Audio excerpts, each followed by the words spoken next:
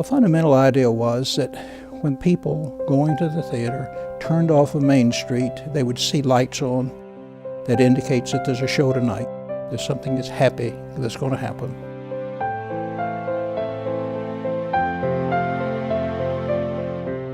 This is the laboratory for the performing arts. Everything that happens here, whether it's musically, whether it's in dance, whether it's drama, is somebody thinking about something related to the human condition. It's just a special kind of place.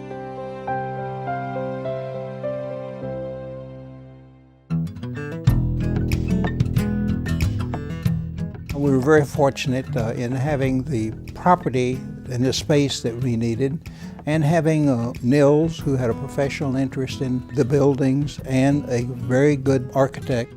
The groundbreaking occurred, and incidentally the area was in soybeans. We waited just a little bit so that the people could get the soybean crop off. I remember looking out of my window from Presser and seeing corn and grass, nothing. It was nothing. And then started the work, and it all went smoothly.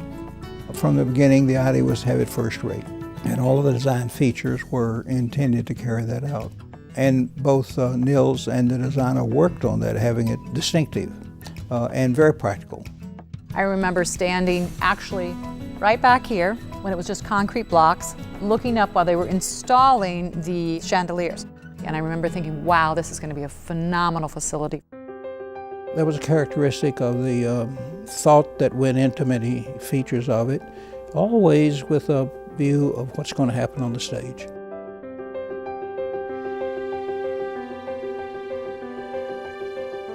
Nils' idea to create an environment here that would be pleasing aesthetically but also state-of-the-art was what he wanted. It was his vision for this place.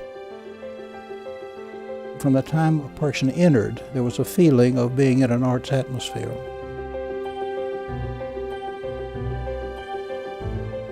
The board took an action to name it for Katie Freed, and of course, we were greatly honored.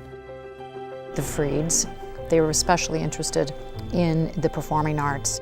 They did this together. This is the DeBow and Catherine Freed Performing Arts Center. It came along very well, and we had the opening, which was a very good opening and stylishly done. And that somewhat set the tone.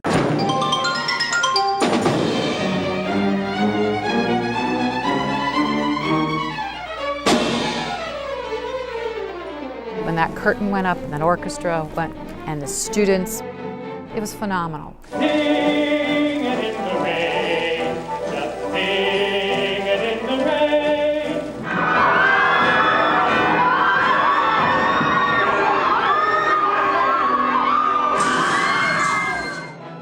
We created a symphony orchestra when almost the universal advice would be, don't try it. It won't work for a school your size. Van Cliburn was here, the concert pianist. I mean, that's unheard of to have a world-renowned classical pianist of his stature. And play his Tchaikovsky's first piano concerto with our symphony orchestra. The opportunities that our students have had in terms of working with guest artists is phenomenal.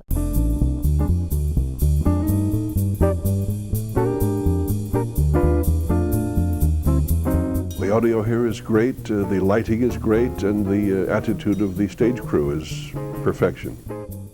It's changed the community in terms of access and availability and exposure to things that they would never have otherwise. Who in Ada would ever see Marvin Hamlish? It did a great deal to elevate the area's impression of Ohio Northern. It has brought the performing arts to this community. We're bringing in things that not only are things that they like, but what they need to see as well. The Holiday Spectacular. It's entirely local. It's seen by 9,000 people a year. It has some kinship to the New York production.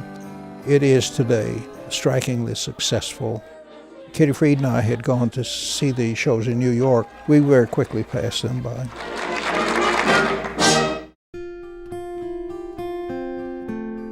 It's really to not only serve the community, but it's also a place in which our students can produce their works as well, which is very exciting because you get to see our students come in and have these experiences with professionals in their fields. They get to interact with them, they get to learn from them, and then you get to see this production that takes place on stage. It was a purpose-built theater for the students to use, as opposed to a found space that was adapted. The physical building isn't an impediment to our students' learning. What I try to help the students do is find that passion. If it's lighting design or scenic design or costumes. You have the costume shop right next door. I didn't have to sew my own costumes. That was an amazing thing. I think it sets us apart, frankly, to have this much space, not only literally on this stage, but in the footprint of this entire building is really special and differentiates us, I think, from many institutions comparable in size to Ohio Northern. We do an outstanding job of combining the liberal arts and professional and pre-professional education, and that is really the education of the 21st century. The programs that are housed and that use the Freed Center actually exemplify that very directly. Music, theater, communications. Right along with when the Freed Center was built, WONB went on the air. Richard Gainey built the station from the ground up. And his wife, Becky Gainey, while she was the cable manager, she definitely was involved with WONB as well. I think the Freed Center has provided so many learning opportunities for students here at the university that you don't get outside this building. The things they learned at WONB have been definitely applicable to their real-world jobs. The Freed Center provided, and still to this day does, a state-of-the-art place where you can do your work. It prepares our students for the real world when they go out and they have to work. Let's say they're working in a theater. They've had this, an incredible light board, we have incredible sound board, an orchestra with an orchestra pit here. It's unheard of in institutions our size. What Freed represents to me is kind of a cathedral of the imagination. It is where our humanity is expressed by witnessing a symphony or witnessing a play. Very important to the overall educational experience. But it's amazing the power that theater can have to change a person's outlook. The arts let us dream. The arts let us think outside the box. It promotes critical and creative thinking. It's particularly important for undergraduate students to have opportunities to engage with classical music, to engage with jazz, to engage with different theatrical genres. I think our university has a commitment to that, and we just need to continue that commitment so that this can continue to grow and grow. We couldn't function without the support of the community, and that includes our alumni and our donors. We have so many different ways where we need resources to be able to put on the breadth that we have at the Freed Center and to sustain quality. That's the margin of excellence, the philanthropy that occurs as a result of people who have a passion for the arts and are willing to support us. Without their generous support, we couldn't continue to do what we're doing, and we're so grateful for them.